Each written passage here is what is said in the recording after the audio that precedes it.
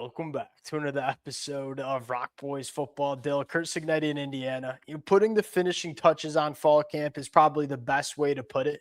We've had a lot of buzz, a lot of information coming out around this program over the last couple of weeks. We've had a couple of fascinating position changes. We've had a couple of newcomers added to this roster middle of fall camp. And now we're not totally sure what the eligibility is around guys like Stephen Daly and Kellen White. There's been a lot, right? What I want to do today is figure out what are some of the more important storylines that we've learned throughout fall camp for Indiana. Now, I think a lot of us fans that kind of follow this stuff pretty dang closely, that is the challenge in fall camp. There's so much buzz and information coming out. What's real and what maybe is not, and what kind of changes our opinion, what matters going into 2026.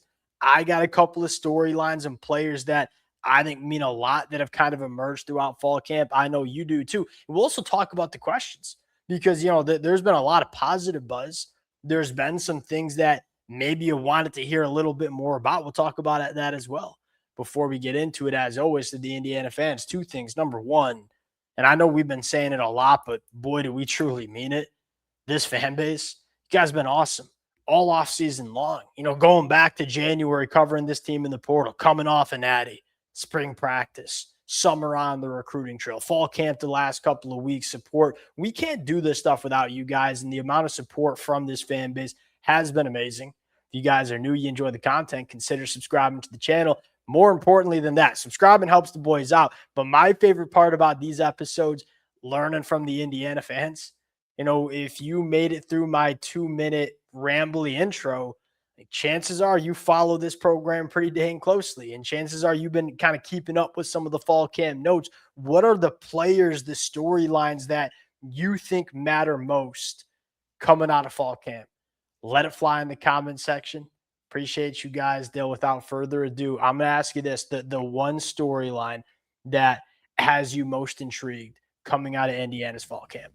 I think it's got to be the right tackle position. Joe Bruner, Joe Bruner was like such a layup, I felt like, to be one of the starting guards this year. And then obviously early in the fall camp, I think it was before. Yeah, I think they decided to make the media days, right? Where yes, Curt Cignetti basically came out and said, we're working him at right tackle. That kind of changed, I think, my outlook for this team. And again, I don't know if it's a question. I don't know if it's a good thing. I don't know what Joe Bruner is as a right tackle because he's exclusively played guard in his college career, but that's obviously the one position where I think Indiana could get a huge jump from last year, where they certainly struggled at it for the most part. I mean, Adamola was one of a guy that you felt like had the physical traits to be a really good right tackle. Now Curt Cignetti's come out and said there have been some inconsistencies in his game. In Joe Bruner. Well, can I interject real quick? And I'm sorry, because I know I talked a lot. Now I'm interjecting right off the bat. I think Curt Cignetti more phrases, we think Ajani's a little bit better suited to play guard. Maybe lacks a little bit of length. It maybe lacks a little bit of athleticism. Well, let's take out all that space that he has to play and put him in a phone booth, and we think we're going to get the best version of this kid. Now, the other conversation is, well, man, number one, this staff has earned my trust, right? Well, and the second part about this is, Joe Bruner, is a dominant interior offensive lineman. He's put plenty of film out during his time at Wisconsin. And so Indiana having the confidence to move him from a position that he's great at, thinking we think he can be great at right tackle, that's a huge storyline. I'll ask you for your prediction. Do you think Joe Bruner will be a better right tackle in 2026 than Khalil Benson was for Indiana back in 2025? My guess would be yes, because me too. Good me film. Too. And he does have like the size, and I wonder if he has the athleticism to go along with it. But he's like 6'7", I think, 6'6". I mean, he's a big, long player. Again, we haven't seen him have to get into a tackle pass set, so it's hard to know whether the athleticism's there. But again, I think you're right. I mean, at the end of the day, if he beat out Adamola Ajani in that decisive of a manner, that makes me feel pretty good about that. That might be the better way to phrase it. I think you phrased it a hell of a lot better than me. If you showed you're clearly a better option at right tackle than Ajani, then I got some confidence because still the gap between, there was a reason they were kind of rotating Ajani in and out there, right? Like, I don't think the gap was super wide between Khalil Benson and Ajani last year. And so if you're telling me Joe Bruner is comfortably better, that we feel kicking him out to tackle makes our offensive line better, yeah, I think you get better at right tackle. And if you get better at right tackle, you're probably just a better offensive line than you were a year ago. And that is what people do not understand enough about Indiana is, yeah, you're probably not as good at quarterback as you were in 2025. Nobody expects Josh Hoover to be Fernando Mendoza reincarnated. There are, I might sound crazy, majority of positions on the football field that I can point to and say, I think it might be better than it was back in 2025. I think you say that about the offensive line, and you maybe say it about the wide receiver duo. We'll kind of figure out if you got a third guy to go along with it. Defensive line, I think you can make a strong argument gets better too. There are aspects that are better this year, I think, for Indiana in 2026 than a year ago in 2025, which is a nice segue, Dale. Did you have anything else you want to say about the offensive line? I kind of cut you off. Good. All right. I got one. The emergence of Tyler Morris, just stacking consistent days. I know he missed a couple of practice. I think that was, personal matters he had to take care of. But throughout spring, coming off the injury, stacked really good days in spring. I thought had a tremendous spring game. And then in fall camp, we're staying healthy and we're stacking days. And we're kind of emerging as, look, do I think Tyler Morris is going to be as dynamic as Omar Cooper was in the slot a year ago? I'm not going to – that would be irresponsible for me to say. But it sounds like he's doing enough in fall camp to give me confidence that you're going to have a solid wide receiver 3 working in the slot. And it's a huge storyline because, number one, you look at it and say, like, the Mike Shanahan offenses, they have really prioritized slot wide receivers, right? But number two, just about how this wide receiver room is constructed. All the attention going to go to these boundary wide receivers that are 2 of the best in the country. But that the underneath concepts in the middle of the field, you feel like it's going to have a lot of green grass and a lot of access. And if you can figure out a slot wide receiver that can capitalize on it, it's big. And it feels like Tyler Morris is kind of taking command of that position. I think that's a big deal too. I'm hearing everything I needed to hear is probably the best way to put it. You needed to hear the consistency because that was at Michigan at times where you felt like it lacked. There were certainly some games and moments where he played really well, but a mix of injuries and probably just got screwed. Play. Yeah. Well, he got screwed in 20. He got screwed in 2024, man. Everybody did. So it's like, but you're right. At the end of the day, you get a really consistent year out of him. He should be able to eat. Those 2 boundary guys are so good. And it sounds like you have a young cat in Davian Chandler that's pushing him. That's the dynamic I like. Like kind of a wily vet getting pushed by a young hungry dog, and that's you're starting to build a little bit more depth and competition on this roster, and that's been very clear throughout Indiana's fall camp. Andrew Barker, another one.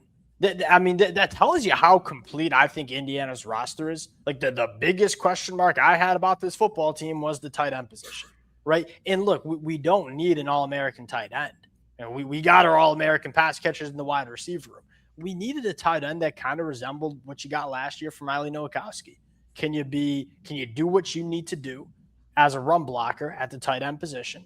And can you be reliable over the middle of the field in the red zone and on third downs? And I feel like that's all we've heard about with Andrew Barker. Really, Brock Schott probably has a higher ceiling because I think Brock Schott is a freaky athlete. He hasn't played a ton of football, obviously was injured in the spring. And so it sounds like Andrew Barker's consistency is kind of outshining the potential of Brock Schott, who's been a little bit more inconsistent. I love that I'm hearing consistency from the tight end position for Indiana going into 2026 because we don't need anything more than just that. Yeah, because it's not like it's not a high volume position for Indiana, but it's really important in the moments you need it. Like that's what I think about when I think Riley Nowakowski. It's like big moments. He made the plays he was supposed to make. It's not like he was catching every pass or anything. Yeah. But he came up big in like third downs, fourth downs, like those sort of moments. And as a run blocker, did what he needed to do as a blocker. And I think that's just as important, right? I think you said it best. We're not going to run our passing attack through the tight end position in 2026. You'd be out of your mind if you did so. But do you have a tight end when they're asked upon to make a play, to move the chains? Do you have that guy? It sounds like Andrew Barker's kind of emerged as that guy. Last thing I'll say, Dill. Well, just a real quick, it sounds like they love this running back room. And it kind of feels like the running back room of last year, where it's like on paper 12 months ago, nobody was like writing home about what they looked like on paper, and they had 2 1,000-yard carriers. I'm not saying you're going to get the same, but it sounds like there's a lot of confidence with these 3 running backs that Indiana has on their roster. Now, on defense, I think it starts with the Kansas State, and it's been consistent from these 2 cats, man. I mean, you heard the Indiana beat writers who were, at practice in the spring saying we just haven't had guys that look like Chitty and Toby O on previous rosters, and it sounds like they're playing how they look. And we said it when they committed. Both of them have flashed at times and shown some really high level ability, but probably neither of them have been the consistent difference makers that they're capable of being. And we said when they committed to Indiana, like, boy, does it feel like Indiana's the program to get the best out of them. And that's the feedback that I'm getting. And I don't think it's crazy. And I'm not trying to be disrespectful here. Like, could these 2 be better coming off the edge than what Indiana had last year? And Dill, I say that because I think there's a reason, and I don't mean it as a shot. Indiana didn't have any draft picks on the defensive line last year out there on the edge. I think both of these kids have the ability to be day 2 NFL draft picks over the next 6 to 8 months. Where are you with this? Is Indiana's pass rush better in 2026 than it was in 2025? I think there's a real chance the pass rush is. Now, again, what makes it tough is like what we saw from Daly and Wyatt wasn't necessarily like elite one-on-one pass rushers, but they were really good in the scheme that Indiana was. Yeah. And like, you think about the stunts and the twists and the games they were running. I mean, they both had really good ability to play that game. So that's where, as much as like, Chitty and Toby are both individually, I think, better football players. Can you replace like the team game that was being played by those guys last year? Because Kellen Weiland and Stephen Daly did that role at a really high level. Also, I also think it was a crime that Mikal Kamara didn't get drafted. So I'll just put that on record. Well, they were all like 6'1". I mean, the NFL 6'1". And these dudes do look different. I mean, like Chitty looks different than what we've seen. And we've talked about this, at least I've talked about. I don't know if I've ever talked about it with you. With the potential addition, we'll call it potential right now, of Stephen Daly and Kellen Wyatt, does that open the door for Chitty sliding inside in certain? I mean, like, we know Brian Haynes likes to stunt and move and lean into athleticism in the middle of that defensive line. And I'm looking at Chitty and saying, man, I think he'd thrive at times in the inside of that defensive line in situational spots. We'll kind of see. Just throwing stuff out. Last one for me. I think he just smashed it with Preston Zachman.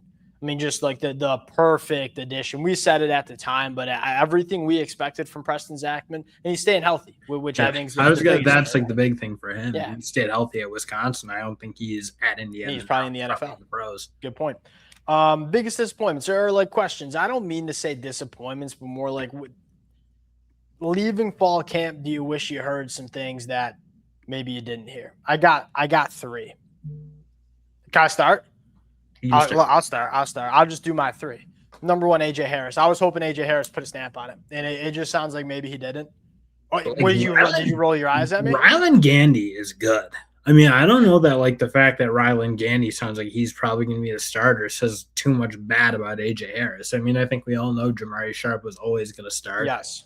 I go back, like, you go watch that Iowa game, like Ryland Gandy, you talk about a guy that, again, I think having the value of being in the system and how they want to play. It's not just like being an individual freak. It's like, can you be in the right spot and do your job really consistently at a high level? It's like, I think there is a huge benefit to being an incumbent. And Ryland Gandy is not a scrub. I mean, he played good football when he was called upon last year. So, again, AJ Harris, you could probably like quibble with. Yeah, you maybe wish he could start because he's probably got a higher ceiling. Yeah.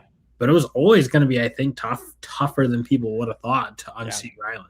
Right? I think you made a really, really good point, right? It's being a quarterback in this Indiana defense because you don't see a ton of like, hey, we're just going to play some press man and we need a stud to go win in man coverage. It's much more you nails with your zone drops. And you're probably right. Ryland Kane is in a better spot to have success there. I guess the reason I say it is I think AJ Harris is like a top 50 NFL draft pick if they get it right. And it just sounds like maybe it's not kind of like hitting the way that AJ Harris maybe not reaching the full potential that I think he has as a football player. Probably the best way to put it. I think you say a very similar thing with Brock Schott. Like Brock Shaw, I think, is the most talented tight end in this room. It just sounds like we are, it's a young tight end that's only going into year 2, didn't play much football last year as a freshman at Miami and missed all of spring. And it just sounds like it's not where it needs to be from a consistency standpoint. He's one of those guys that, let's see where we are in the middle of October. I feel like it's a matter of that light kind of coming on.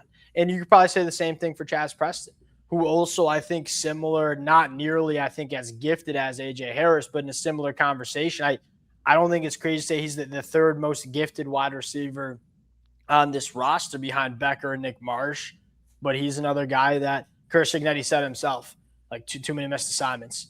And I don't mean to speak for Curt Cignetti, but I don't think you're going to play a lot if you're missing assignments for Indiana. So that's kind of where we're at. Those are kind of like the big takeaways that the boys have garnered in fall camp. And now we're ready to roll and learn about this team. And, you're going to have a little bit of a runway if you're Curt Cignetti to kind of iron out some of the wrinkles. And no doubt there will be some. But we're going to learn a lot about this football team over the next couple of weeks. We'll get out of here on that. Appreciate you guys rocking with it. If y'all do enjoy the content, consider subscribing to the channel. We'll talk to y'all later. Peace.